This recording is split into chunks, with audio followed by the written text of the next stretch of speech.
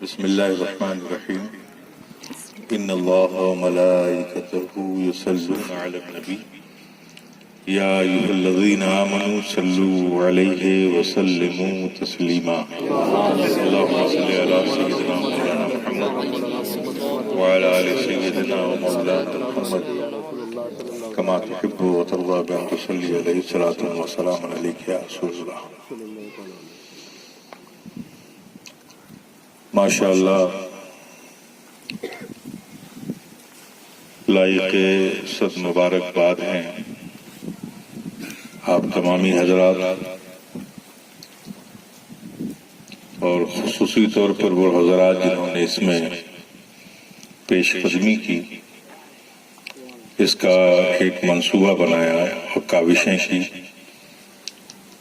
اور آج ایک جو خیال تھا کہ ایسا ہو وہ اب عملی طور پہ انشاءاللہ پورا ہونے جا رہا ہے. اس جگہ کو سرکار کلاں عیدگاہ کے نام سے منسوب کیا گیا. آنے والے مصلیان کے لیے برج کی تعمیر کا ایک فاؤنڈیشن رکھنے کی جو تقریب ہوتی ہے وہ ابھی منائی گئی. بس یہ فقیر شفیع گدائے جیلانی دعا کرتا ہے کہ جو ابھی چیز تصورات میں ہے، خیال میں ہے، اللہ پاک اس کی تعبیر ہم اپنی کھلی آنکھوں سے یہاں دیکھیں.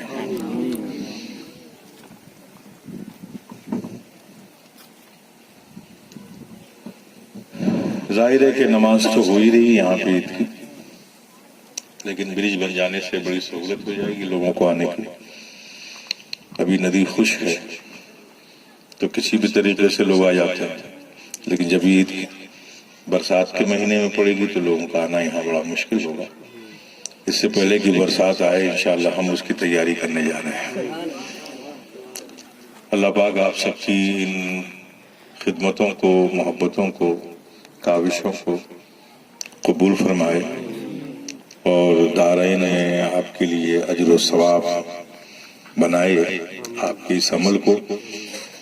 انشاءاللہ میں دیکھ رہا ہوں کہ یہ جگہ بڑی خوشنما ہونے والی ہے انشاءاللہ. بس اسے اللہ پاک مبارک فرمائے. اور رہی بات میرے یہاں پر عید کی نماز کی امامت کرنے کی، تو انشاءاللہ تعالیٰ اب یہ تو پیدائشی حق ہے ہمارا.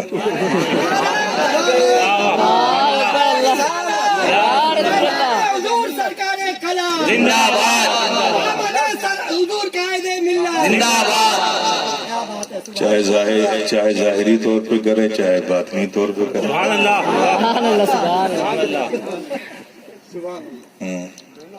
ہاں ظاہر ہے تو انشاءاللہ وقت بھی آئے گا، دیکھیں گے انشاءاللہ.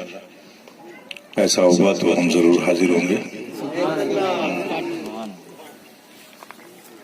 اور ویسے بھی سیادت کی امامت تو وہ لوگ بھی مانتے رہے ہیں جو امامت کے قائل نہیں ہیں. لیکن بس یہ ہوتا ہے کہ جب پرسکون حالات ہوتے ہیں تو سب کو شوق ہوتا ہے امامت کے مسئلے پہ آگے بڑھنے کا، لیکن پر خطر حالات میں تو صرف سعادت ہی امامت کے لیے ہوتا ہے.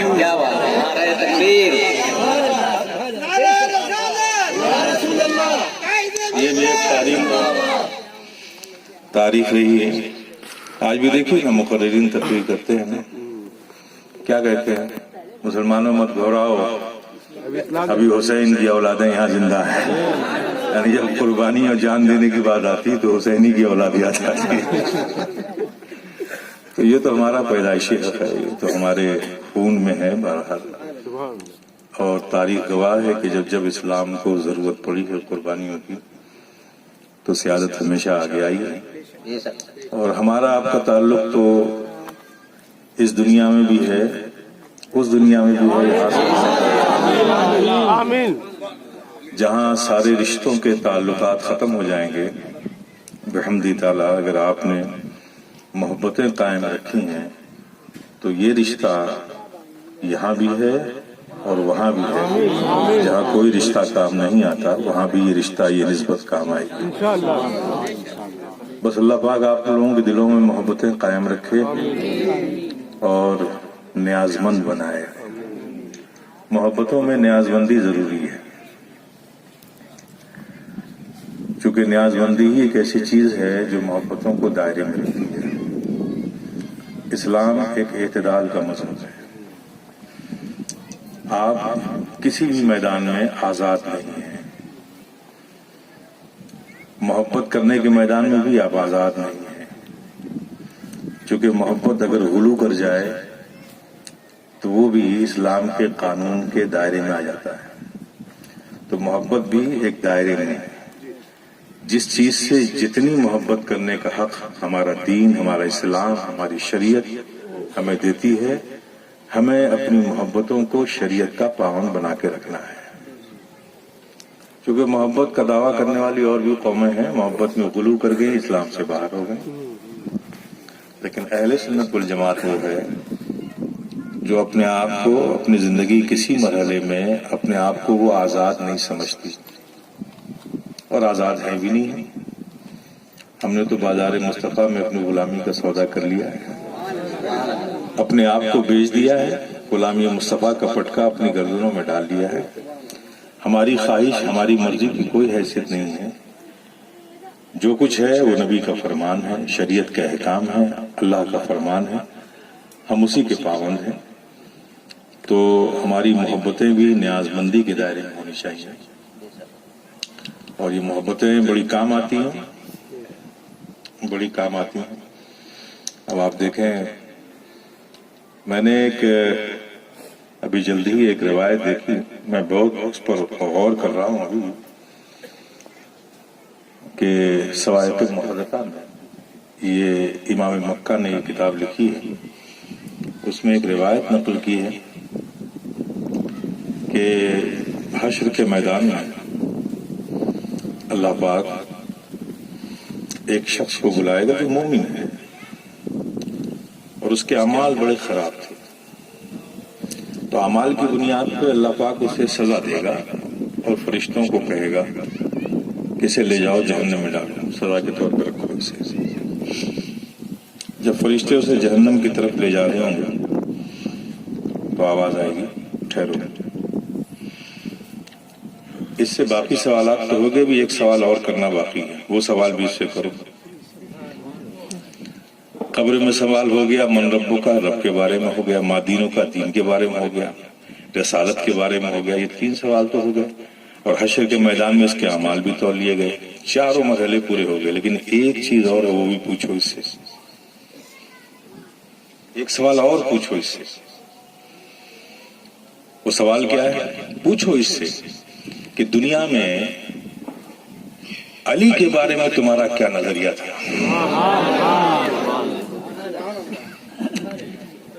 آپ دیکھیے، قبر میں سوال کیا ہوا؟ من ربو کا، رب کے بارے میں، دین کے بارے میں، رسالت کے بارے میں۔ اس کے بعد حشر میں اعمال تول لیے گئے، بات تو مکمل ہو گئی؟ نہیں، بات مکمل نہیں ہوئی، ابھی اس سے ایک سوال اور پوچھا جائے۔ فرشتے رک جائیں گے، اس سے پوچھیں گے، ہاں تو بول، سب معاملات تو ہو گئے، عمل خراب تھے، سزا کے طور پہ تجھے جہنم میں لے جایا جا رہا ہے، لیکن ایک سوال کا جواب اور دے کہ جب تو زندہ تھا، دنیا میں تھا، تو علی کے بارے میں کیا نظریہ رکھتا تھا؟ روایتوں میں ہے کہ اگر علی کے بارے میں وہ اچھے نظریے رکھتا تھا، محبت اور عقیدت اور ادب کا، تو پھر حکم ہوگا جب اس نے علی کے بارے میں دنیا میں اچھا نظریہ رکھا تو لے جاؤ اسے جنت میں ڈال دو۔ نعرہ تکبیر۔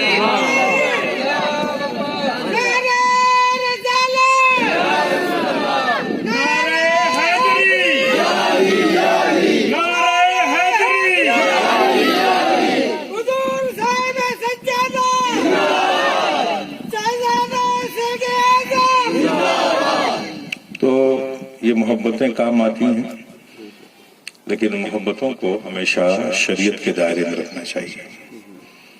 یہی اہل سنت والجماعت کا مسلک ہے۔ ہمیں کوئی حق نہیں ہے کہ ہم کسی شخصیت کا تقابل کریں۔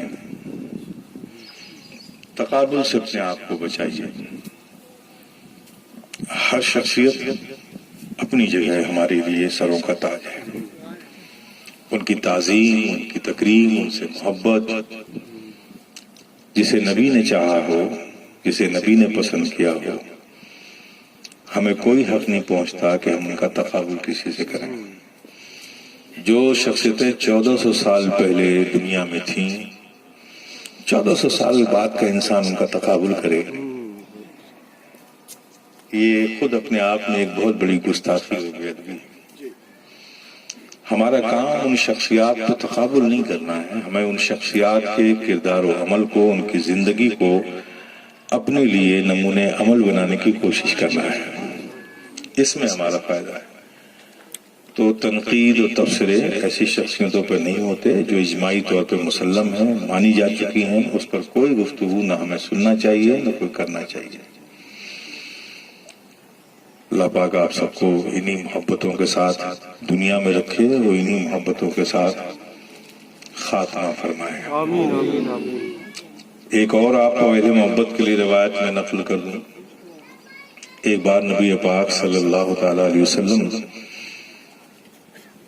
نے فرمایا، اور تمام ازواج مطہرات تشریف فرما تھیں، خاتون جنت بھی آ گئے، نبی نے اپنے بغل میں بٹھایا اور پھر کان میں کہا کہ بیٹی اب میرے دنیا سے جانے کا وقت ہو گیا ہے۔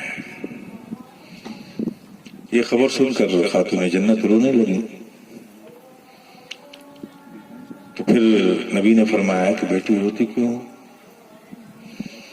میرے پاس سب سے پہلے جو جنت مجھ سے آ کے ملے گا، میرے جانے کے بعد مجھ سے آ کر جو سب سے پہلے وہاں ملے گا، کیا تم اس بات سے خوش نہیں ہو؟ وہ تم ہوگی۔ اور بیٹی یہ بشارت ہے کہ سب سے پہلے میں جنت میں جاؤں گا اور میرے پیچھے تم جنت میں جاؤ گی، میرے بعد تم جنت میں جاؤ گے۔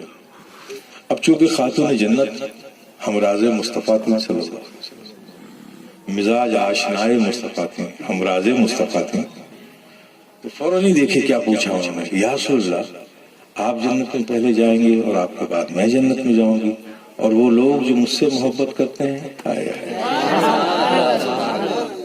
وہ لوگ جو مجھ سے محبت کرتے ہیں، اللہ کے میرے حبیب آقا و مولا نے ارشاد فرمایا کہ بیٹی وہ تمہارے پیچھے جنت میں جائیں گے۔ تو دیکھیے محبتیں کتنی کام آنے والی ہیں۔ تو ان محبتوں کو ادب کے ساتھ، احترام کے ساتھ دلوں میں بسا کر رکھیے، اور محبت میں خود سپردگی ضروری ہے۔ کمپلیٹ آپ کو سلنڈر کرنا ہوگا۔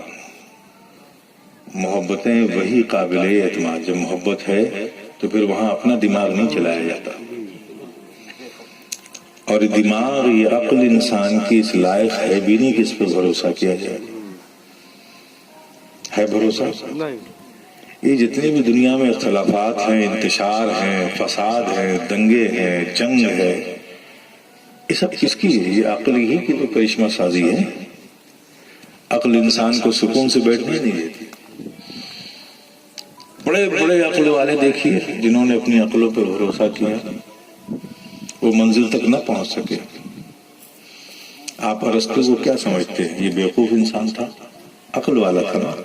دیکھیے گمراہ ہو گیا، بقرہ گمراہ ہو گیا، عیسیٰ غوزی گمراہ ہو گیا، فرعون گمراہ ہو گیا۔ یہ سب تو بڑے بڑے عقل والے تھے، نہیں تھے؟ انہوں نے اپنی عقلوں پہ بھروسہ کیا، ان کو پتہ ہی نہیں چلا کہ حقیقت کیا ہے، منزل کیا ہے، وہ سب گمراہ مر گئے۔ اگر عقل اس لائق ہوتی تو انہیں منزل تک پہنچاتی، وہ سب ہدایت پاتے کہ نہیں پاتے؟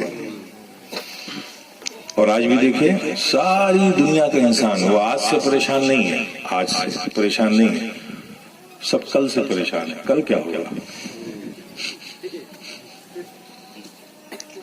اور کل کا حل اپنی عقل سے نکالنا چاہتے ہیں. آپ آج سے پریشان ہیں، اچھے خاصے بیٹھے میری باتیں سن رہے ہیں، مسکرا رہے ہیں، نعرے لگا رہے ہیں. آج نے کہاں پریشان کیا؟ کہیں پریشان نہیں. لیکن ابھی پریشان ہوں گے کب؟ کل کے بارے میں. کل کیا ہوگا؟ اس کل نے ساری دنیا کو پریشان کر رکھا ہے، چونکہ کل کو دیکھنے کی کوشش انسان اپنی عقل سے کر رہا ہے، اور عقل میں اللہ نے یہ قوت ہی نہیں رکھی کہ وہ کل کو دیکھ لے. جب کل کا نتیجہ عقل نکال ہی نہیں سکتی تو عقل تو پریشان کرے گی، اور ساری دنیا اسی کا شکار ہو گئی. کل کو دیکھنے کی صلاحیت اللہ نے عقل کو نہیں دی ہے، دل کو دی ہے. یہ دل والے کل کو اس طرح سے دیکھتے ہیں کہ وہ کہتے ہیں کہ جس رب نے، جس رزاق نے آج ہمیں رزق دیا ہے، زندہ رکھا ہے، کل کا بھی رزاق وہی ہے، کل بھی وہی زندہ رکھے گا. اس لیے وہ کل کو لے کر پریشان نہیں ہوتے. اور جو عقلوں پر بھروسہ کرتے ہیں ان سب کو کل نے پریشان کر رکھا ہے. تو ہم سب اہل ایمان ہیں، عقلوں سے نہیں اپنے دل سے کام لیجیے، اپنی محبتوں کو باادب بنائیے، احترام پیدا کیجیے. باادب بانصیب، بے ادب بے نصیب. ادب ہے، محبت ہے، ساتھ میں ادب ہے. اور جو مؤدب ہوتے ہیں وہ کرٹیسائز نہیں کرتے، وہ ڈسٹرکٹیو نہیں ہوتے، وہ کنسٹرکٹیو ہوتے ہیں. وہ انتشار میں ان کی طبیعت کا میلان نہیں ہوتا بلکہ تعمیر میں ہوتا ہے. وہ جوڑنے کا کام کرتے ہیں، توڑنے کا کام نہیں کرتے. جو اہل محبت ہوتے ہیں ان کو کسی کو ملانے میں خوشی ہوتی ہے، ان کو الگ کرنے میں خوشی نہیں ہوتی. ان کو جھگڑوں میں مزہ نہیں آتا، ان کو مسکراتے ہوئے چہرے دیکھنے میں مزہ آتا ہے. تو ہم سب مومن ہیں، ایمان والے ہیں، اہل محبت ہیں. ہمارے دلوں میں محبت ہے، اور یہ محبتوں کا پیغام دینا ہی ہماری ذمہ داریاں ہے. ہمیں محبتوں کو عام کرنا چاہیے، آپس میں بھی محبتوں کے رشتوں کو مضبوط کرنا چاہیے، اختلافات کو کم کرنا چاہیے. ہم سب ایک ہو کر، نیک ہو کر انشاءاللہ مولا تعالی جس بھی سمت اپنے قدم بڑھائیں گے فضل ربی ہوگا، اور انشاءاللہ ہمارے قدموں میں اللہ پاک برکتیں عطا کرے گا کہ ہم جس مقصد کے لیے بھی، جس سمت بھی بڑھیں گے انشاءاللہ کامیابی ہمارے قدم چومے گی. لیکن شرط یہ ہے کہ ہمارا عمل، ہمارا کام جو کچھ بھی ہو وہ نام و نمود کے لیے نہ ہو، رضا الہی کے لیے ہو. ہم نے یہ کام کرنا ہے، اس کا مقصد صرف اور صرف رضا الہی. کل جو ہم کام کریں گے اس میں مقصود صرف رضا الہی ہونا چاہیے. اور یاد رکھیے، میں ایک بات نصیحت کرتا ہوں لوگوں کو، دین کے کاموں میں کبھی بھی دنیا کو دکھانے کا ذوق اور شوق نہیں رکھنا چاہیے. چونکہ دین کا کام جو ہوتا ہے وہ اللہ کی رضا کے لیے ہوتا ہے. تو جس کی رضا کے لیے ہم کر رہے ہیں وہ تو دیکھ ہی رہا ہے، پھر دنیا کو کیا دکھانا ہے. دین کے جتنے بھی کام ہوتے ہیں اس کا اجر، اس کی اجرت حاصل کرنے کی تمنا، آرزو ہم کس سے رکھتے ہیں؟ بتائیے نا. اللہ سے رکھتے ہیں. یہی حقیقت ہے نا، اس پر عمل بھی کیجیے. جب یہ حقیقت ہے تو اس پر عمل بھی ہونا چاہیے. تو اپنے آپ کو اس سے بچانا ہے. دین کا کام صرف اللہ کی رضا کے لیے، تو پھر دنیا کو دکھانے کی ضرورت نہیں. آپ دکھا کر اس کے ثواب کو کم کرتے ہیں. اللہ کی رضا میں دنیا کی رضا کو شامل کرتے ہیں آپ، اور ثواب کم کرتے نہیں. ہم نے جو کچھ کیا ہے دین کا کام وہ اللہ کی رضا کے لیے، اور اللہ سے بہتر اجر دینے والا کون ہو سکتا ہے؟ کوئی نہیں ہو سکتا. ہاں، اگر دنیا کو دکھانا ہے تو دکھانے کی چیز ہے آپ کے پاس، اگر ہے تو وہ دکھائیے. کیا دکھانا؟ اپنا اخلاق دکھائیے، اپنا کردار دکھائیے، اپنا عفو و درگزر دکھائیے، اپنی مانوتا دکھائیے، اپنی انسانیت دکھائیے. یہ دنیا کو دکھانے کی چیز ہے. لیکن اس کو دکھانے کے لیے ضروری ہے کہ وہ آپ کے پاس ہو. اگر یہ ہو بھی نہیں تو دکھائیں گے کیا؟ دکھائیے یہ، اس سے دنیا کو فائدہ ہو سکتا ہے. لیکن دین کا کام صرف رضا الہی کے لیے، اس میں کسی کو شریک مت کیجیے.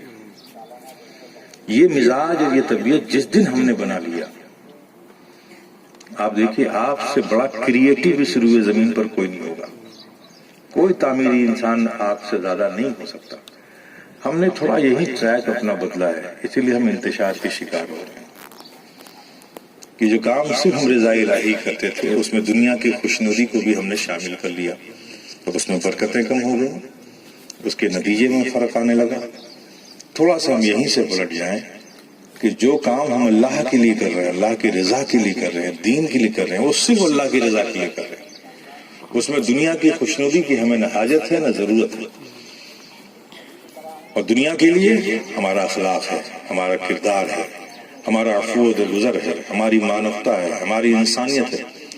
چونکہ دنیا میں روئے زمین پر ایک ہی قوم ہے مسلمان، ایک ہی قوم، واحد اونلی ون قوم، جس کا ویژن اتنا بڑا ہے جو کسی دوسری قوم کا اتنا بڑا ویژن نہیں ہے۔ مسلمانوں کی خوبی رہی کہ مسلمان جب سوچتا ہے تو ایک کسی لمیٹڈ کمیونٹی کے لیے، محدود کمیونٹی کے لیے نہیں سوچتا، پوری انسانیت کے لیے سوچتا ہے، پوری انسانیت کے لیے۔ ورنہ مجھے بتائیے، راستے سے پتھر ہٹانے پہ ثواب دیتا ہے؟ اگر تم راستے میں پڑے ہوئے پتھر کو ہٹا دو گے تو اس پر بھی تم کو ثواب تمہارا دین دے رہا ہے، تمہارا رب دے رہا ہے۔ کیا راستے سے صرف مسلمان ہی گزرتے ہیں؟ کوئی بھی گزرتا ہے نا۔ ویژن دیکھیے کہ کوئی بھی ٹھوکر کھا کے گر سکتا ہے، اسے چوٹ آ سکتی ہے، اس لیے پتھر ہٹا دو تاکہ کوئی بھی انسان اس سے چوٹ کھا کے گھائل نہ ہو، میں اس پر بھی ثواب پاؤں۔ یہ ہے اسلام، اس کا ویژن بہت بڑا ہے، اس کا دائرہ بڑا ہے۔ وہ جو کچھ کرتا ہے ایک محدود کمیونٹی کے لیے، کسی خاص شخص کے لیے نہیں کرتا، وہ جو کچھ بھی کرتا ہے پوری انسانیت کے لیے کرتا ہے۔ تو ہمیں اپنی ذمہ داریوں کو سمجھنا ہے۔ ہم روئے زمین پر پوری انسانیت کے غموں کے مداوے کے لیے پیدا کیے گئے، پوری انسانیت کو درس انسانیت دینے کے لیے رکھے گئے۔ تو ہمارا ہر قدم، ہماری ہر سوچ، ہمارا ویژن، ہماری فکر کنسٹرکٹیو ہونی چاہیے، ہمیشہ نیگیٹو نہیں ہونی چاہیے، پازیٹیو ہونی چاہیے۔ اللہ پاک ہم سب کو اس خیر کے ساتھ، صالح فکر، صدق کے ساتھ زندہ رکھے اور اسی پر ہمارا خاتمہ فرمائے۔ میں پھر سے آپ سب حضرات کو، جن لوگوں نے کوششیں کی ہیں، مبارکباد دیتا ہوں کہ اللہ پاک آپ لوگوں کی ان کاوشوں کو، ان خدمتوں کو، محبتوں کو قبول فرمائے۔ اور جو آج ایک تقریب ہوئی ہے، کیا کہتے ہیں اس کے؟ سنگ بنیاد تو ہم کہتے ہیں، آپ لوگ کیا کہتے ہیں؟ ٹیکم لگانے کا جو کام ہوا ہے، اب اس کے پیچھے جو تصور ہے کہ ایسا برج بنے گا، ہم لوگ کھلی آنکھوں سے وہ برج اپنی آنکھوں سے دیکھیں۔ اللہ پاک اس مقام پر ہم لوگوں کو جلدی سے جلدی لائے اور ہم لوگ اس برج کو کھلی آنکھوں سے دیکھیں۔ کیا ہی منظر ہوگا، عید کی اذان ہوگی اور نمازی مسلیان اس برج سے چڑھتے ہوئے یہاں آئیں گے، اپنی صفیں درست کریں گے، اور پھر اس کے بعد جب نماز ہو جائے گی تو گلے ملتے ہوئے اسی برج سے اپنی آبادیوں کی طرف جائیں گے۔ انشاءاللہ اللہ پاک یہ منظر ہم لوگ اپنی آنکھوں سے دیکھیں، اور میں ایسے منظر دیکھنے کے لیے میں بھی آپ کے ساتھ رہوں۔